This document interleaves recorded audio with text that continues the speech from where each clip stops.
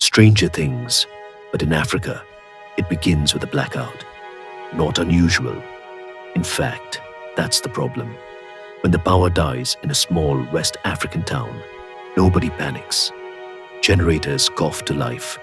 Candles appear. Conversations continue. But this blackout is different because the generators don't start. The phones don't light up.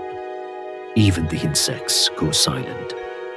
And somewhere outside the town, beyond the last street light, beyond the red dirt road, beyond the unfinished housing project funded by a foreign contractor, the earth exhales. The next morning, 3 children are missing. Not kidnapped, not taken for ransom.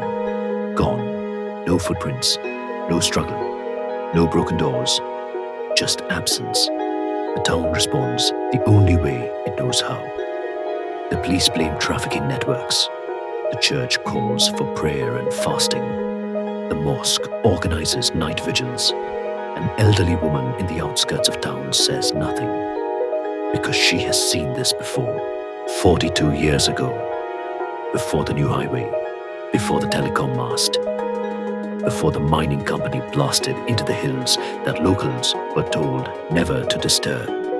She knows something the others don't. The ground remembers. By the third night, the sky changes, not dramatically, subtly.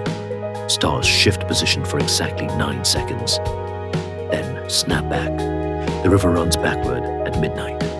Livestock refuse to enter certain fields. And then one of the missing children returns. She walks into town barefoot, eyes open, unblinking, no injury, no dehydration. But she hums a rhythm that predates the town itself, a rhythm the elderly woman recognizes as a warning. What tore open wasn't a lab accident. There was no Hawkins lab, no sterile corridor, no government experiment like in Stranger Things. This rupture was geological, historical, spiritual. The mining company drilled into a vein of rare earth minerals beneath what used to be a shrine. The shrine had been buried during colonial expansion. The shrine had been placed over something older still. 3 eras stacked on top of each other. Tradition, colonialism, modern capitalism. And when the drill pierced through all 3, a seal broke. The other side is not upside down. It is overlaid. Imagine your town, slightly shifted. The baobab trees grow taller, twisted like bone. The air is thicker.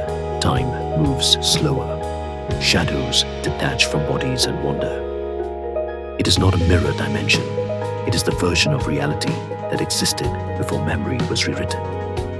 And it is bleeding through. The girl who returned is not possessed.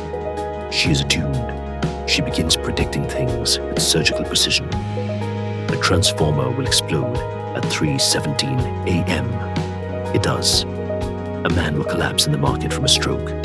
He does. A rainfall will come during dry season. It does. She doesn't move objects with her mind. She doesn't scream and flip vans. Her power is alignment. She can see the fracture widening, and she is the only one who can step between layers without dying. As more children disappear, the government intervenes, not to investigate, to contain. Military trucks arrive. Internet access is restricted. Journalists are turned away because if the story spreads that a rural African town has become unstable at a dimensional level, investment disappears and instability is unacceptable, but suppression accelerates it. The more denial, the wider the tear, because the rupture feeds on silence. Soon, it isn't just one town. Reports emerge from Kenya, Ghana, South Africa. Identical blackouts, identical disappearances, identical environmental anomalies, different languages, same phenomenon. It is continental. The fracture is following fault lines, not geological ones, historical ones. Everywhere land was stripped of its story and repurposed without reconciliation. Everywhere something sacred was paved over without closure. the children who cross over begin returning altered, not monstrous, not demonic, aware. They speak languages they were never taught. They draw maps of invisible intersections across Africa. They describe entities not as enemies, but as displaced custodians, guardians that were never meant to vanish, beings that once balanced forces between land and people, now unanchored and angry. Panic spreads. Churches call it demonic invasion. Some imams call it end times deception. Traditional priests claim prophecy fulfilled. 3 interpretations, 1 reality, none complete. Because this is not about religion. It is about imbalance. The drilling continues. The telecom towers multiply. The cities expand outward. And with every construction site, the air grows thinner. Until Lagos, 20 million people, experiences a 6-minute blackout. Total blackout. During those 6 minutes, shadows stretch unnaturally long across skyscrapers. The Atlantic tide freezes mid-motion, and something enormous moves beneath the surface of the water. Visible, then gone. That is when the world notices.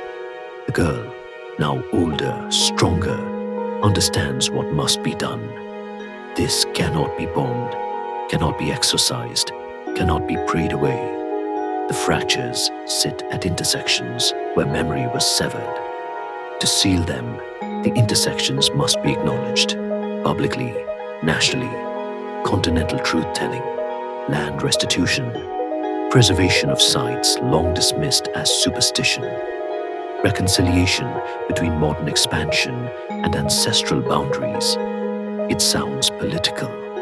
It is metaphysical, because reality itself is responding to unresolved erasure. The final convergence happens not in a lab, not in a mall, but in a megacity. A glass cathedral built over colonial foundations, beside a financial district tower, above a forgotten well. 3 histories layered again. The sky fractures visibly this time. The other layer pushes through.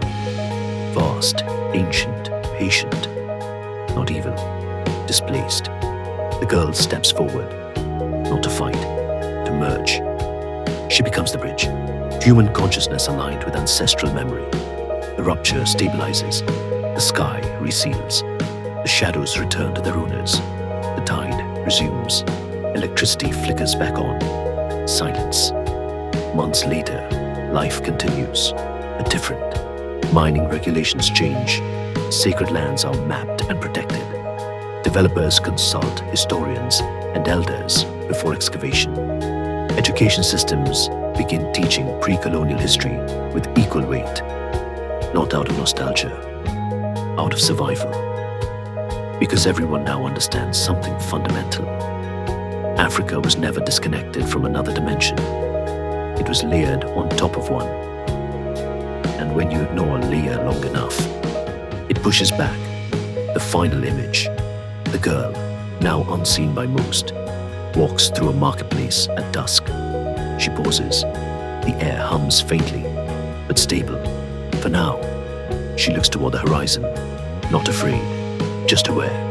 Because fractures don't disappear, they rest. And somewhere, deep beneath another city, perhaps not even in Africa, something begins to stir.